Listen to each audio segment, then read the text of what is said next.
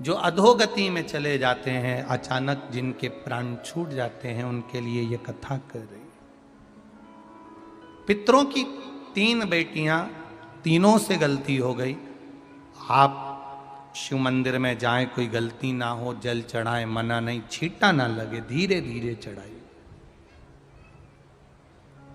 और एक बात अच्छे से ध्यान में रखिएगा, शिव मंदिर से जब भी वापिस आए, जल चढ़ाकर अपना फर्ज पूरा अदा कर।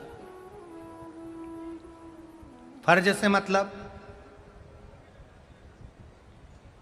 जब शिव मंदिर से वापिस आए, जो पत्ती, बेलपत्री, फूल शिवजी पे चढ़े थे, वो नीचे शिवलिंग पे से नीचे गिर गए हों। एक शिवलिंग रखा है, लाना मिट्टी वाला, लाइए जरा उठा के। अब छत्तीसगढ़ में कथा चल रही, थोड़ा ध्यान से सुन लोगे एकांतेश्वर शिवलिंग का पूरा वृत्तांत। तो आप लोग जो पशुपति व्रत कर रहे हो या कोई भी उपास करते हो, कई लोग कहते हैं हमने करा नहीं हुआ। क्यों नहीं हुआ? उसमें हमारी गलतियों को हमें छाट। ये देखिए,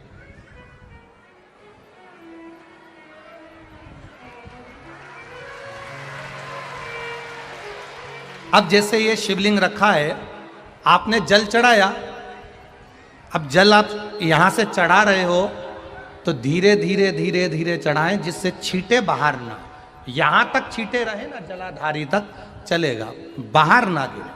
और एक बात का स्मरण रहे, यदि बेलपत्री, फूल, पत्ती जल चढ़ाने के बाद ये सब अगर नीचे गिर जाए, जलाधारी पर गिर गया या नीचे उतर गया, तुम्हारा पूरा जल चढ़ जाए, तुम्हारे पास में चंदन नहीं है, अबीर नहीं है, गुलाल नहीं है, कुछ भी नहीं हो, तो भी अपने हाथ की 3 उंगलियों से रेखा 3 खींचकर, और फिर जो माला आदिकादिक भगवान की रखी थी, उसी से भगवान का वापिस पूरा श्रृंगार कर कर फिर वापिस आइए, भगवान को पूर्ण श्रृंगार।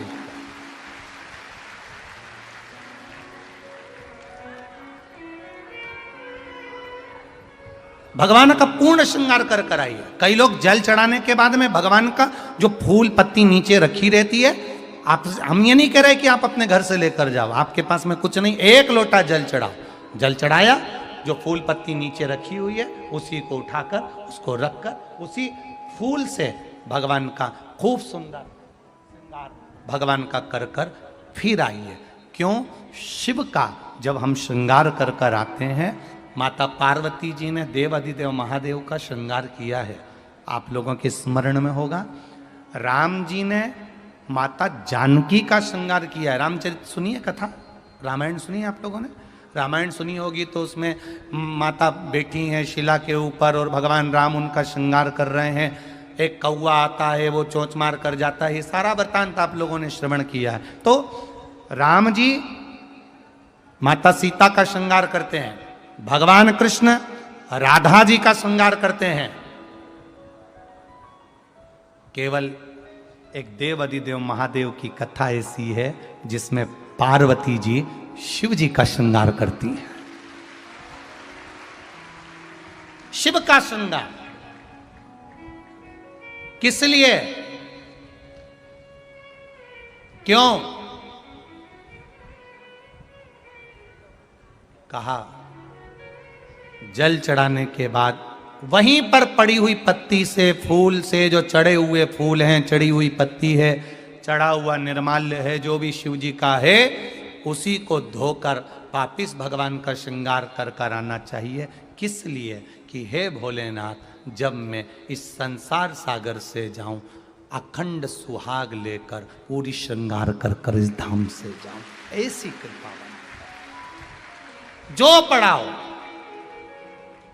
जो पढ़ाओ, चंदन नहीं है, हाथ से चंदन का स्मरण होना चाहिए। नहीं है हमारे पास लगाने को रोली, मोली, चंदन, जो भी आपके पास में, अबीर, गुलाल नहीं, अपने मन का गुलाल लगाइए, अपने मन का हृदय से दिल से रिझाने का प्रयास ले जाओ।